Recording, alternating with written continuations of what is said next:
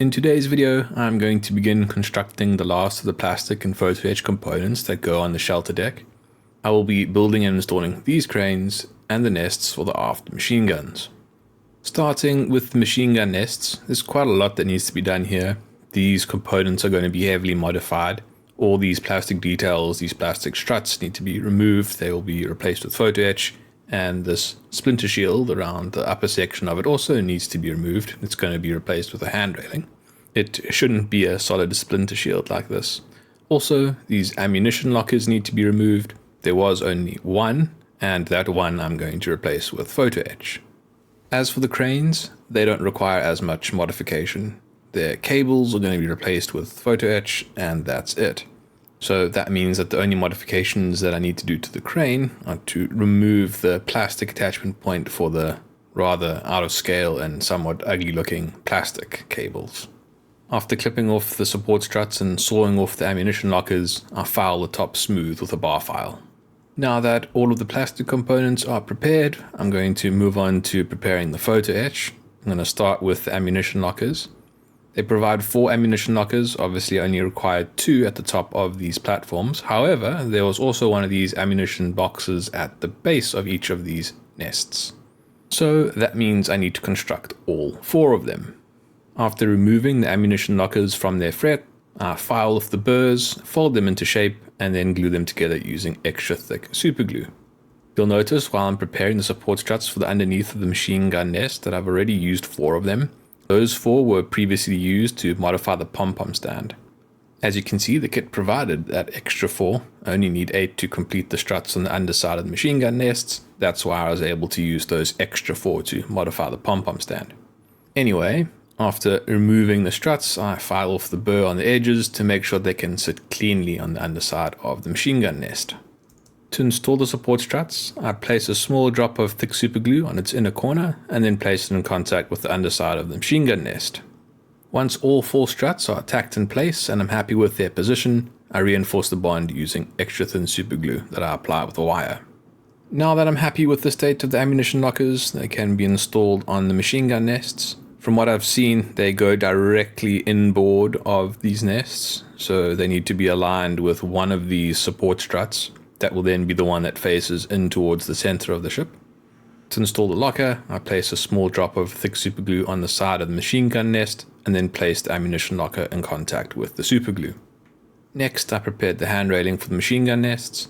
This section of hand railing mustn't fully enclose the gun platform. There should be an opening that can fit the machine gun locker and then a gap for the ladder that leads up to the platform.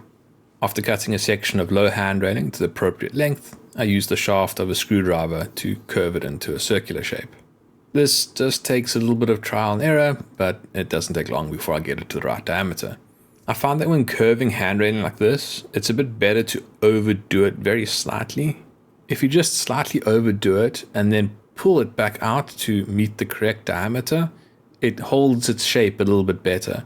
If it's not curved enough and you try and push it back in to meet the diameter, then you run the risk of putting a kink in it or having a flat section. This way, if it's slightly overdone and then pulled out, it seems to hold its curve a lot better. Once I'm happy with the shape of the hand railing, I spread a small amount of thick super glue under the first couple of segments and then place those segments in contact with the top of the machine gun nest. After the glue is set and the hand railing is tacked securely in place, I then spread it out, ensuring that the edge of the hand railing follows the edge of the platform. Then, while holding the hand railing in place with my fingers, I glue down the full length of the hand railing using extra thin super glue that I apply with a wire. At this point, I'm not going to install the ladder. That's simply because I don't know exactly how high it should be. The base of these posts is going to sit recessed into the deck slightly, so I don't have an exact feeling for how long that ladder should be. And anyways, if I were to install it now, it would just be broken off when I either handled this part or tried to install it. So I'll just do that once I've installed these components on the ship. Moving on to the cranes. Here I have another little gripe with this FlyHawk kit. FlyHawk has provided 2 photo etch cable components for this kit. However, they neglected to etch the detail for the pulleys onto both sides of these parts. That would normally be okay because I would just choose the one that's facing outward for each side and you'd have the detail and it would be fine.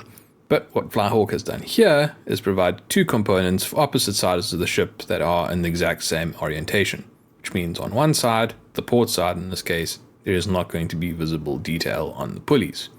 They should have done a mirror image of this component for the port side. It's a bit frustrating, but it's still going to be a lot better than the plastic.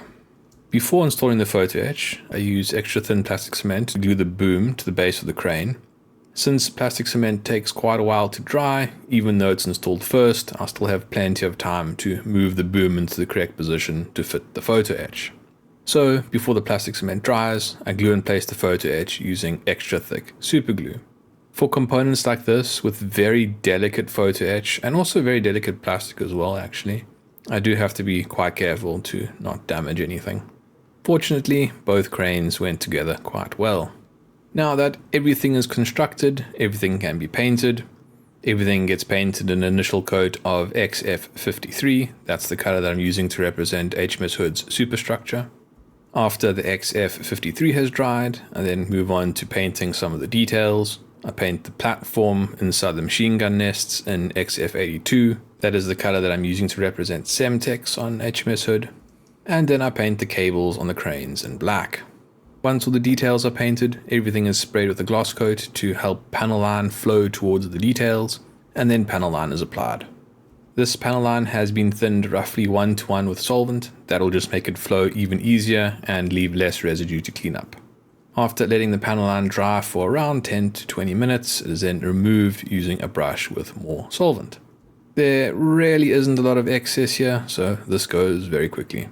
The wet panel line and solvent is then left for a good number of hours to dry before I spray everything with XF86, the flat coat, to seal everything in. The cranes and machine gun nests can now be installed. These holes are just a little bit too small, so they need to be drilled out a bit and then filled with thick plastic cement. The base of the crane is then placed in the hole, and I take some time to ensure that the crane is standing vertically. Same process is then repeated for the machine gun nests. First I drill out the hole to make it a little bit bigger, I then fill it with plastic cement, and then place the base of the machine gun nest in the hole. Once again, I take a little bit of time to ensure that the machine gun nest is standing vertically. Once the plastic cement has sufficiently dried, I then install the ladder. I apply a small drop of thick super glue to the top of the machine gun nest where the ladder should end, and then place the ladder in contact with the glue. The last detail to add are the ammunition lockers that go on the deck underneath the machine gun nests. Once again, I'll use thick super glue to attach these lockers. I apply a small drop at the base of the machine gun nest and then place the ammunition locker on top of the glue. In the next video, I will construct and install the last of the plastic and photo etch components that will go onto the shelter deck.